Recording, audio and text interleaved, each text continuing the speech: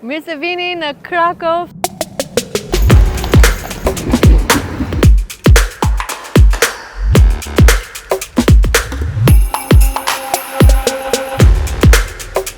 Të Polonisë.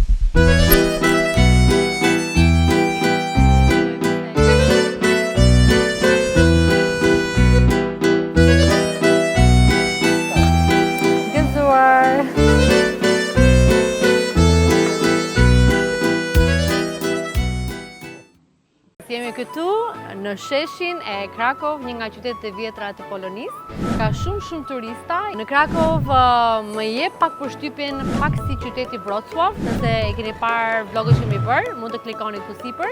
Po është tamam domethënë sikur historia, kultura ka mbetur në një vend. Ka shumë njerëz, ka shumë aktivitete, shumë restorante të shumë llojshme, jo vetëm restorante polake, por edhe të huaja. Dhe le të shikojmë se çfarë ka ky qytet për të na ofruar.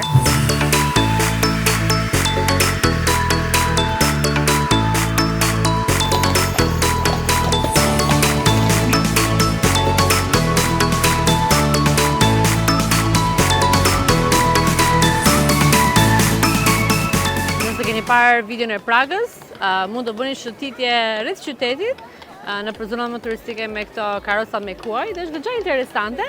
Nuk kemi ndërmend ta bëjmë sot, po ta vini re shikoni sa turista ka.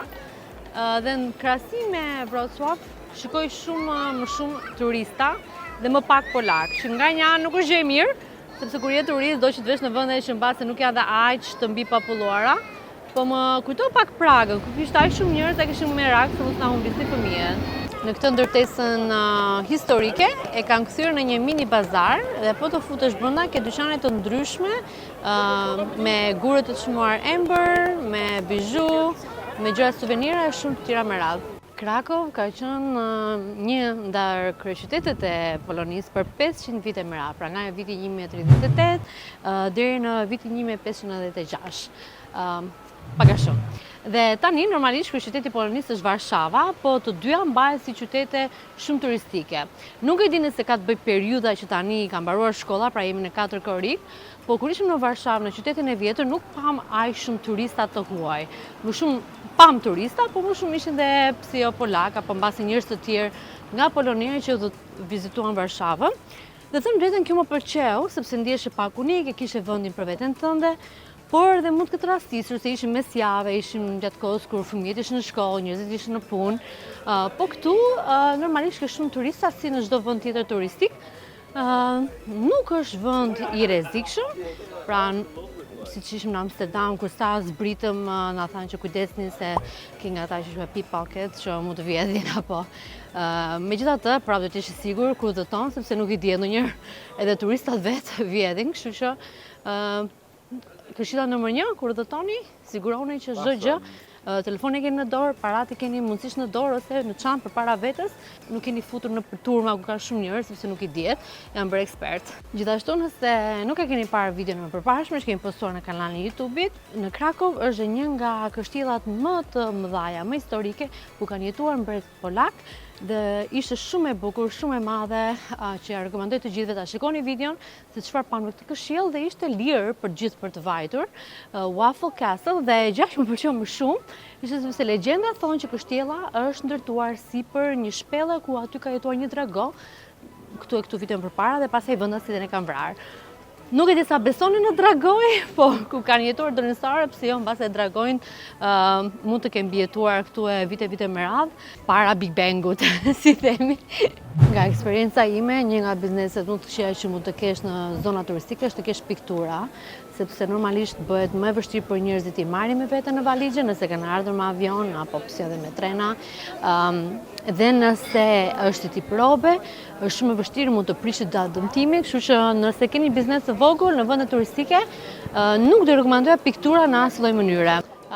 Një nga kuriozitetet e tjera të Krakow është që kanë një nga universitetet më të vjetra në botë, pra Universiteti Jagiellonian, kështu duket se thuhet, University, ku thonë që edhe Nicolas Copernicus ka studiuar këtu dhe është krijuar në vitin 1364, pra 100 vite më përpara, dhe mbahet si nga universitetet dhe më të vjetra në tërë Europën.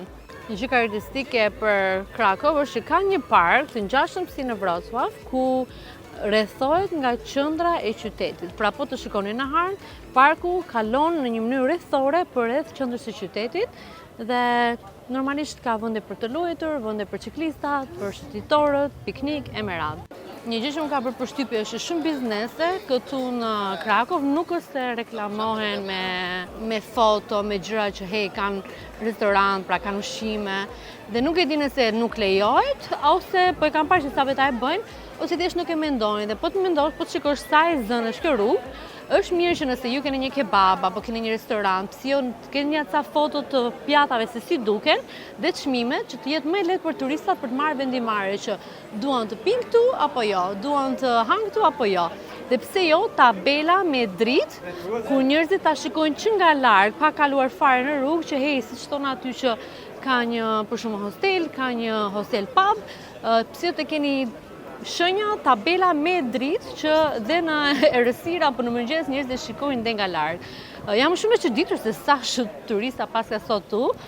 Kur ishim edhe dje, ishte shumë vatë dhe nuk ishte aq shumë turista. Po sot është ditë e premte dhe mbase kjo ka bërë që shumica turistave të varshojnë drejt Krakow për ta vizituar. Në tërë Poloninë neve nuk kemi parë fare që të ketë polica, po këtu pas ka shumë turista. Sa i shikojmë polica zërës në çdo rrugë, mbase për të siguruar që nuk ka ndonjë krim. Sot kam vënë edhe varsen me shqiporin, thua mbase ta kënoj shqiptar këtu, po bëra edhe një pyetje te grupi, thash kush është në Krakow, të na komentojnë mbase pijnë një kafe, po nuk na komentoi njëri, mbase nuk ka shumë shqiptarë në këtë qytet. Por jam kurioze, kush është nga Polonia, të komentoj ku jetoni, çfarë ju ka bërë të zhvendoseni dhe të jetoni në Poloni, si duket jeta këtu, ndonjë këshill për të vizituar vendet më turistike më të bukura që keni parë. Komentoni që pse jo dhe të tjerë mund të mësojnë pak më shumë në komente se sa nga videot që po bëjon. Një gjë që si kam kuptuar është kur imagjino do me thënë të udhëtosh nga Amerika, të vish në Poloni apo vende të ndryshme dhe prapë të vesh në restorante si KFC, që si quhet restorante, janë shumë fast food, apo Starbucks, në vend që të provosh kuzhinën tradicionale apo lokale dhe pse jo restorante lokale që ofron Krakow. Dhe këtë nga vërë në shumë të tjera. Është të gjë ku ne ndalojmë për shembull rrugës në një McDonald's, duke turistat pas kanë pirë shumë bira. Nejse. Por nuk do e rekomandoja, sepse është njëjta gjë, kur ju shumë mirë mund të provoni me ato para, sa më shumë shëllojshmëri, ushqimesh, kafesh, dreka, darka etj. Me radhë. Nuk e dija këtë, por Krakow është emëruar nga UNESCO si një nga vendet e UNESCO-s për gastronominë. Në 2019 unë emëruar si qyteti nga UNESCO për gastronominë. Tani e kuptoj pse ka kaq shumë policë nëpër qytet, se po më bënte shumë çudi pas ka një protestë të vogël për Palestinën. Një gjë që kam vënë re, edhe kjo është një këshill për gjithë ata që kanë restorante apo kafe dhe është një vend shumë i frekuentuar nga turistat në Shqipëri apo mbase dhe kudo që jeni në botë, është që kamariret nuk janë veshur si kamarire, pra me tuta të zeza, me atë përparsin e zezë, por janë veshur me fustane dhe ka fustane një ngjyrë për shembull të kuq apo jeshil apo zi, që dhe ti kupton kush kamariresh për kë restorant. Këshilla ime është që mundoni mos të jeni shumë sforcues për t'i mbushur mendjen e turistit të drekoj tek ju dhe jo të një tjetër. Dhe rastësisht po shikoni nëpër le të themi cepat e lagjes dhe mu brenda nga qendra futesh në këtë si tip vendi me një shatërvan, sa qeqër, nuk e zhurma, nuk e njerëz të dehur, ki kafe këtu mund të pish verë, nuk e di nëse mund të darkosh, por sa qetësi që është, dhe shumë lezetshëm, shumë këndshëm dhe vend romantik nëse sillni të dashurin apo të dashurën. Gëzuar. Duke qenë se kemi 2 javë në Poloni, sot vendosëm që të provojmë një restorant sirian. Thonë që nëse një restorant, për shumë në restorant dhe se në temi shqiptar ose si jo sicilian, se jemi sirian, në një restorant sirian, nëse ka më shumë sirian në atë restorant, të sa shqiptar, apo të huaj, apo amerikan, apo turista, do të thotë që është restorant i mirë dhe këtu, përveç neve, të gjithë duken sirian, pra femrat janë të veshura shami, meshkët duke që nuk janë polak. Këto janë pjatancat që përsitëm si me aperitiv të ndryshëm, oriz me mish, pitat, edhe kemi akoma të salsa të mbetra, që është shumë qishme. Dhe t'i provojmë. Më duket kjo gjast si salskosi, për t'i zazishi, po të shikoj. Ja që e kuptojnë rëndësinë e shërbimit të klientit, na ofruan, jo vetëm ne, por të gjithë dhe çaj falas, edhe baklava për secilin, pra nga një copë të vogël baklava. Kamila pëlqen baklavaja? Kamila po pat sheqer çdo gjë pëlqen. Hëngrëm shumë llojshmëri, erzash, edhe vërtet domethënë edhe pse ishim të ngopur, vazhdojmë me hani, më shumë vetëm nga erzat. Më pëlqen shumë kuzhina siriane. Por një gjë që kam harruar t'i them, është për ata që kanë Airbnb, ose më saktë ata që kanë një biznes turizmi, nëse janë ture, nëse janë gjëra të ndryshme që shisni, guida etj. Me radhë. Në Airbnb, ju tashmë mund të regjistroni dhe Airbnb, ata që kanë marrë për shumë Airbnb në Vlorë apo në Sarandë, filloni targeton promocionet të ndryshme për ture, mësësh me varg, ture me guida, me autobus, etj. Me radhë, si pas lokacionit. Pra, kjo është një mundësi e mire, para punës për gjitha agjenci turistike që ofrojnë ture, apo dhe si për Marsit. Dhe dyta është një mundësi shumë e mirë dhe për ata që kanë Airbnb të krijojnë bashkëpunime me ture të ndryshme, dhe me një komision dhe mund të lënë fletushka apo një agent turi dhe çfarë mund të bëjnë atë zonë, në Fier, në Vlorë, ku të vinë, përreth dhe të ke një farë kuponi, një kod. Nëse keni Airbnb, pse jo promovoni në komente, duam t'ju mbështesim ose paktën ta dim ku e keni, mbas e përdorim herës tjetër. Dhe kur thëm ne, flasë për gjithë ata që po shikojnë këtë video. Një gjë që më pëlqen shumë nga Polonia dhe kemi vizituar dhe vende të ndryshme është që ka një larmishmëri kulturash dhe kuzhinash kulturale të ndryshme. Kemi parë restorante indiane, restorante sirian, nëse e pat në video më përparshme që postuam. Sot jemi në një restorant nga Nepali, që nuk kemi qenë asnjëherë. Ishte menu, më duket shumë i gjatë, shumë e komplikuar, me shumë gjëra që as e kishim haberin çfarë porosisni, morëm sugjerimin e kamarierit dhe çfarë është diçka tradicionale. Por në një farë mënyrë të tregon mbase të çfarë mungon pak Shqipërisë, pra kur vin turistat, okay, duan të pëlqejnë, duan të provojnë kuzhinën tradicionale, por nëse unë jam një turiste dhe vi për 10 ditë, normalisht duke ngrënë drek, duke ngrënë darkë, duke ngrënë mëngjes nëpër restorante, ka gjasa që do më fillojë të më mërzitet ushqimi shqiptar apo çfarë do vendi ku të jem. Kur juve keni një restorant që është pak ndryshe, pra nëse është sirian, nëse është polak, nëse është një restorant që mbase shumica nuk e din, jo vetëm do keni turista për të vizituar se duan të provojnë mbase se kanë pas mundësinë. Unë jetoj në Amerikë dhe më besoni Amerika ka një shëllënshëri kuzhinash që nga Nepali nuk kisha provuar ndonjëherë më përpara. Por edhe do të rreqi turistat, më saktë turistat po njerëz lokal, nëse janë nga Vlora, nëse janë nga Tirana, që duan të provojnë kuzhinën tuaj, sepse është diçka ndryshe. Do thoni po, marrësi nga ta mësojmë të gjë. Ka shumë njerëz që ofrojnë ndonjëherë biznese të ndryshme, ofrojnë si tip mundësi punësimi të njerëzve nëse është në kuzhinë. Dhe shumë mirë ju mund të vini të jetoni gjithmonë nëse nuk keni familje, mbase pse edhe me familjen të jetoni një vit apo 2 vite në një shtet tjetër, me vizë të ndryshme që mund të gjesh në atë shtet dhe mëson nga kuzhina. Tamam trajnohesh, punoni mbrapa kuzhinës dhe pse jo atë kulturë, atë traditë që ju e mësuat kuzhinën nga e para, mund ta implementoni në kuzhinën në restorantin që do hapni.